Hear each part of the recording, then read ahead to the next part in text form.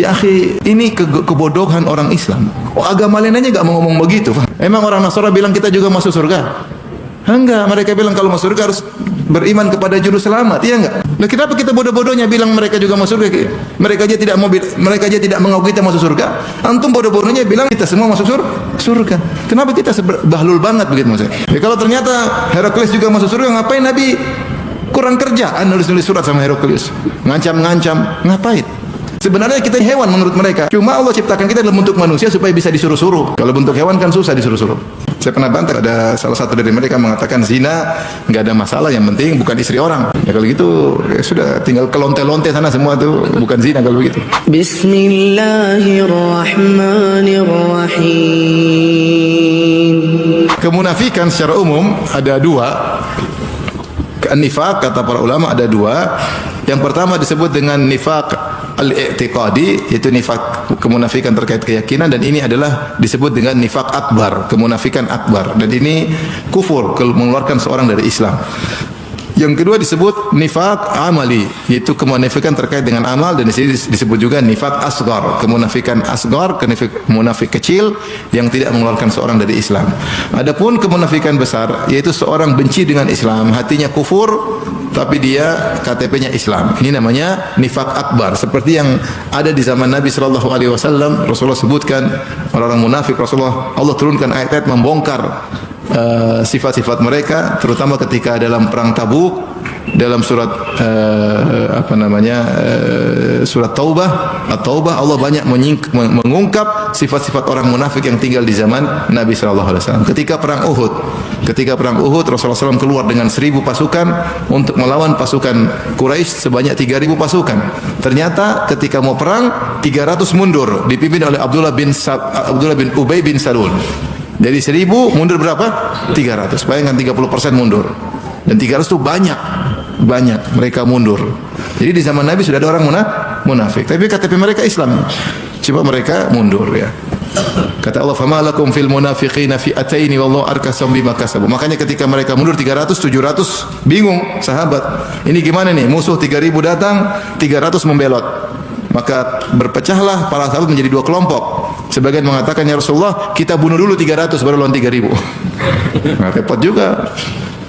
Akhirnya Allah turunkan ayat, kata Allah, biarkan mereka, tidak usah sibuk dengan orang apa? Munafik. Maksud saya di zaman Nabi saja munafik banyak, 300 ya. Dan munafikun akan terus ada sampai hari kiamat, Tentunya KTP mereka Islam.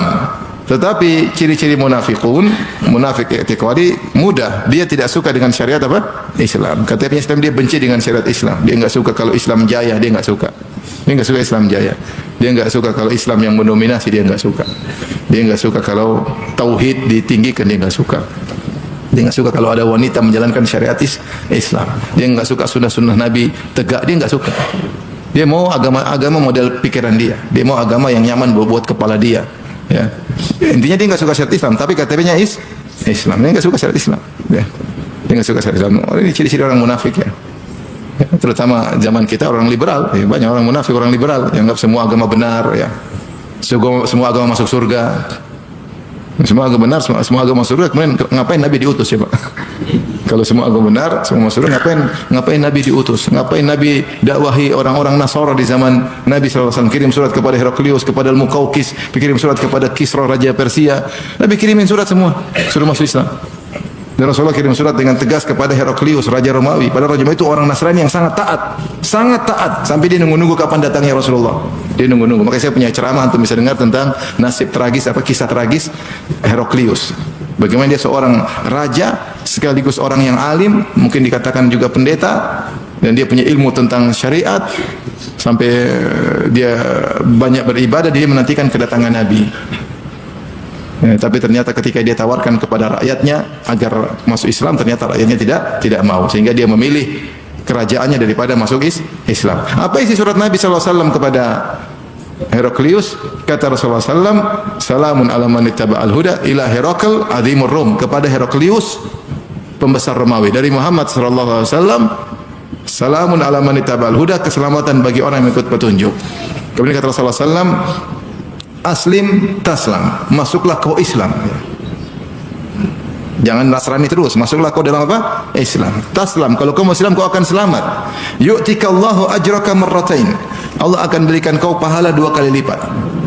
Pahala selama kau Nasrani, ya, dan pahala kalau kau masuk Islam. Kemudian kata Nabi SAW, fa in tawallait, kalau kau tidak mau masuk Islam, fa inna ma 'alaika itsmul arisiyin. Kalau kau tidak mau Islam, kau akan menanggung dosa rakyatmu. Coba bayangkan. Ini tegas atau tidak? Tegas. Ya. Kalau kau tidak masuk Islam, kau akan menanggung dosa rakyatmu. Ya. Tegas.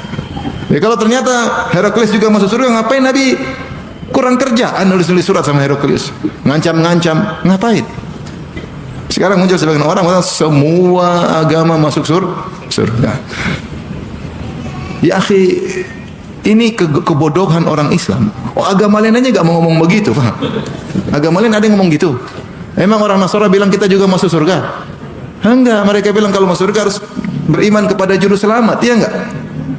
Emang orang Nasrani bilang kita juga masuk surga? Nah, kenapa kita bodoh-bodohnya bilang mereka juga masuk surga? Mereka aja tidak mengaku kita masuk surga. Antum bodoh-bodohnya bilang kita semua masuk surga.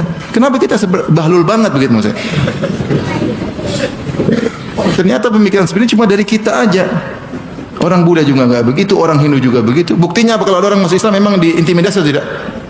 Ada orang masuk Islam diintimidasi enggak? Intimidasi, sebagian diintimidasi. Kenapa diintimidasi? Karena dia tidak suka kalau ada yang pindah agama ke agama Islam. Ya, berarti masing-masing agama itu ada eksklusivisme. Itu sudah dari awal seperti itu. Islam menganggap dia yang paling benar, Nasrani menganggap dia paling benar, ada menganggap kita masuk surga.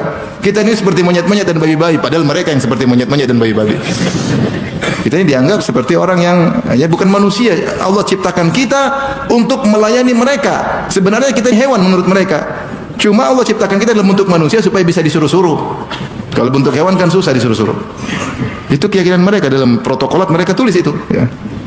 Tapi semua agama tidak merasa kita masuk surga, terus kita bodoh-bodohnya menganggap mereka semua masuk surga. Ini yang mengatakan dalam Al-Quran banyak sekali. Laqad kafara alladziina qalu innallaha huwal masih ibnu Maryam. Sungguh telah kafir mengatakan Allah adalah Isa. Laqad kafara alladziina qalu innallaha tsalitsah. Sungguh telah kafir mengatakan Allah satu dari yang tiga. Innal ladzina kafaru min ahlil kitab wal musyrikin. Sungguhnya orang kafir dari ahli kitab dan musyrikin. Dan Nabi diutus dakwahi mereka. Dakwahi mereka. Dalam hadis kata Nabi sallallahu alaihi wasallam, la yasma'u bi ahadun min hadhil ummah yahudiyyun wala nasraniyyun thumma mat thumma yamutu wa lam yu'min billadzi ursiltu bihi illa kana min ahli nar. Tidak ada dari umat ini yang mendengar tentang aku, Yahudi maupun Nasrani, dia sudah dengar tentang aku kemudian dia meninggal dan tidak beriman dengan apa yang aku bawa kecuali penghuni neraka, kata Nabi sallallahu alaihi wasallam. Kemudian datang orang belakangan, semua masuk. Ini hadis-hadis mau dikemanakan? Inna dina indallahi al-Islam, agama yang paling benar adalah Islam, kata mereka. Islam maksudnya semua agama. Coba bayangkan. Terus Nabi buat apa diutus? Nabi buat apa kemudian lawan Romawi, lawan Persia? Nabi buat apa tulis-tulis surat kepada raja-raja? Ngapain? Kalau semua agama surga berarti Nabi kurang kerjaan. Kalau yang datang semua masuk surga, yang penting akhlak baik, yang penting akhlak baik. Nasrani tidak pernah Allah celah tentang akhlaknya buruk. Yang Allah celah tentang keyakinan mereka terhadap apa? Nabi Isa alaihissalam. Kalau Yahudi memang akhlaknya buruk, tapi tetap mereka di neraka. Karena akhlak yang terbaik adalah akhlak kepada Allah, bukan hanya kepada manusia. Allah yang ciptakan kamu, Allah yang ciptakan langit dan bumi, Allah yang memberikan segala fasilitas, kemudian kau beribadah kepada Allah dan kepada selain Allah. Itu namanya berakhlak sama Allah enggak? Itu namanya kurang ajar sama Allah.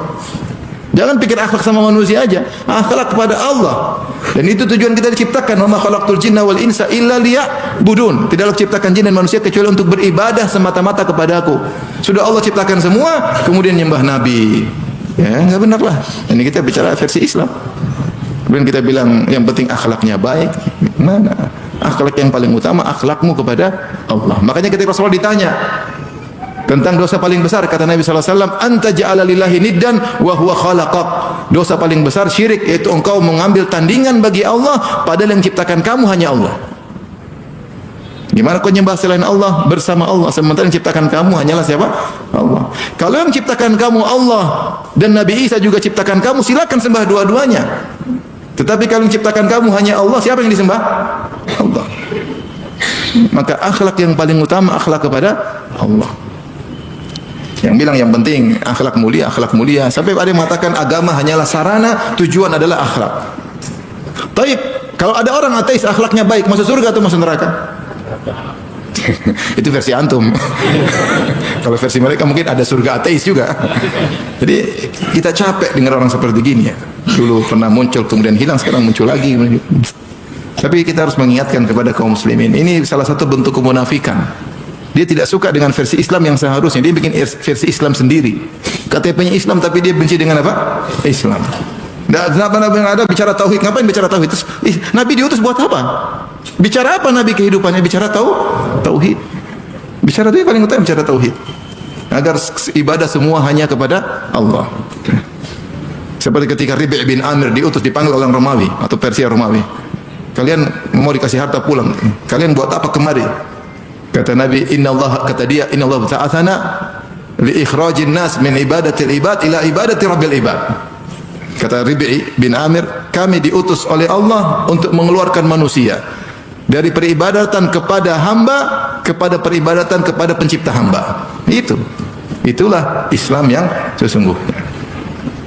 Ya, kalau orang bilang semua agama benar, semua ini merendahkan kita. Orang-orang mereka aja tidak mau begitu. Enggak mau dibilang Islam masuk surga sama mereka. Bahkan di antara mereka ada yang mengejek kita dengar ejekannya. Ini bicara tentang akidah, tentang toleransi bab yang lain. Toleransi. Itu sama penduduk negeri, sesama saling bertetangga, Rasulullah juga bertoleransi. Tapi masalah keyakinan, jangan bilang semua orang masuk surga. Ini bab yang berbeda. Ya, jangan bab yang berbeda. Toleransi itu maknanya masing-masing menjalankan keyakinannya. Yang lain silakan kita hargai. Bukan kita gabung dengan mereka, sama mereka. Itu namanya bukan toleransi. Itu namanya campur sari ya. Nah iya, gado-gado. Toleransi itu saya beda, kamu beda, tapi menghargai. Itu kan toleransi. Tapi kalau campur baur, itu bukan toleransi lagi. Itu namanya tidak punya pendirian. Gimana seperti itu? Saya dulu waktu masih sekolah, saya satu bangku sama wanita Nasrani. Kita sering ngobrol, tapi kita beda keyakinan. Biasa sering ngobrol, diskusi, debat, nggak ada masalah. Itu toleransi jalan beda, keyakinan beda, toleransi beda. Saya tanya sama antum jujur, apakah mereka merasa kita masuk surga? Enggak, mereka enggak merasa kita masuk surga. Terus ngapain kita bodoh-bodohnya mengatakan, oh semuanya surga? Mereka aja bilang, kau aja di neraka, kita enggak pasti. Jadi hati-hati, namanya nifaq i'tiqadi. Nifaq i'tiqadi tidak suka dengan Islam. Tapi KTP-nya apa? Islam. Dia mau Islam versi dia. Islam yang homoseksual halal. Islam yang zina halal, yang penting suka sama suka, yang penting bukan istri orang. Saya pernah bantah, ada salah satu dari mereka mengatakan zina nggak ada masalah, yang penting bukan istri orang. Ya kalau gitu ya sudah, tinggal ke lonte-lonte sana semua tuh bukan zina kalau begitu. Aduh, homoseksual halal, mana homoseksual halal? Gimana nggak sedih? Seorang istri cemburu, kenapa suaminya jalan dengan suami orang lain? Ada. Mereka mau rubah Islam, terserah mereka. Bukan cuma laki-laki yang bisa menceraikan, perempuan juga boleh mencerai. Kalau perempuan boleh mencerai, kita dicerai sehari 3 kali. Terus kalau sudah dicerai, laki-laki juga harus ada masa iddah. Masa iddahnya terus 20 hari. Bahlul semua. Gimana seperti ini? Islam kayak apa model begini? Mau dirubah-rubah Islam. Jangan bilang aja kau bikin agama baru, jangan bilang Islam. Bikin aja agama baru, aman, nggak ada yang celakau. Tapi kalau kau bilang Islam harusnya begini, dirubah hukumnya harus begini. Nah, ini Islam model apa seperti ini? Kalau homoseksual boleh, semua orang homo, habis, punah. Manusia punah, ganti monyet-monyet. Tidak ada yang punya anak keturunan. Kalau semua homo, mana ada anak keturunan? Kadang-kadang aduh. Tapi ada aja yang membela, ada aja yang membela. Mau rubah-rubah hukum Islam. Udah bikin agama aja sendiri, sudah aman. Agama liberal, selesai. Mereka namakan Islam progresif. Islam progresif aja menuju lebih baik. Islam dahulu semua ngaco semua, nggak bisa. Mereka mengejek sampai mereka mengejek Imam Syafi'i dalam kitab mereka. Intinya hati-hati dengan pemikiran seperti ini. Ya, bedakan antara meyakini Islam adalah agama tauhid yang benar, dan itu eksklusifisme, nggak ada masalah. Beda dengan masalah toleransi. Kita toleransi, kita sama warga negara, saling menghargai, saling menghormati, silakan. Tapi jangan bilang dia masuk surga, dia saja bilang kita masuk neraka. Ngapain kita bilang dia masuk surga? Itu namanya eksklusifisme. Kalau menganggap semuanya benar namanya apa? Inklusivisme atau kemudian apa? Pluralisme. Baik. Adapun munafik yang kedua namanya nifak asghar, yaitu kemunafikan kecil. Ini tidak mengeluarkan orang dari Islam. Itu nifak amali, terkait dengan amal yang Rasulullah SAW sebutkan dalam hadis-hadisnya tentang ciri-ciri mereka. Kata Nabi SAW, ayatul munafik, tanda-tanda orang munafik. Idza haddatsa kadzaba, kalau dia ngomong dia dusta. Wa idza wa'ada akhlafa, kalau dia berjanji dia menyelisihi. Wa idza tumina khana, kalau dikasih amanah dia berkhianat. Dalam hadis yang lain Rasulullah SAW mengatakan wa idza ahada ghadara, kalau dia sudah bikin perjanjian damai kemudian dia berkhianat, yaitu dia membatalkan. Wa idza khasama fajara, kalau dia sedang bertikai maka dia curang, licik. Ini ciri orang munafik 5. Digabungkan dengan 2 hadis ada 5 ciri orang munafik. Idza haddatsa kadzaba, kalau ngomong selalu berdusta. Wa idza wa'ada akhlafa, kalau dia bicara selalu janji, selalu menyelisihi. Kata seorang wanita, suami gue banget ini. Kalau ngomong selalu dusta, kalau janji selalu menyelisihi. Insyaallah mudah-mudahan enggak lah. Wa idza haddatsa kadzaba, kalau ngomong selalu dusta. Wa idza wa'ada akhlafa, kalau janji selalu menyelisihi. Wa idza tumina khana, kalau dikasih amanah berkhianat. Wa idza ahada ghadara, kalau sudah bikin perjanjian dia batalkan perjanjian, dia membatalkan dengan sendirian tanpa ada kesepakatan. Yang terakhir, wa idza khasama fajara, kalau bertikai dia curang, fajir dia.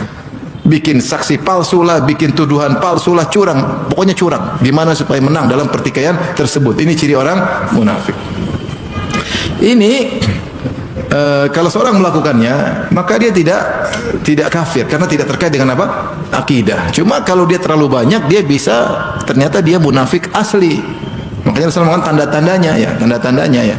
Tapi siapa yang melakukannya tidak dikatakan dia kafir. Cuma dia terjerumus dalam dosa besar ya, karena dia kalau ngomong dusta, kalau berjanji menyelisihi, kalau bersengketa dia fajir dan seterusnya. Tapi ini bukan nifak i'tiqadi. Nah, seorang mukmin berusaha menghindarikan ini semua. Ini ciri-ciri orang munafik. Seorang mukmin terkadang berdosa tapi bukan selalu berdosa. Seorang mukmin yang sesungguhnya terkadang menyelisih janji tapi bukan selalu menyelisih janji. Ya. Dan kalau dia menyelisihi janji segera bertobat, kalau dosa segera bertobat. Tapi kalau sudah selalu ini bahaya. Ini ciri-ciri orang munafik.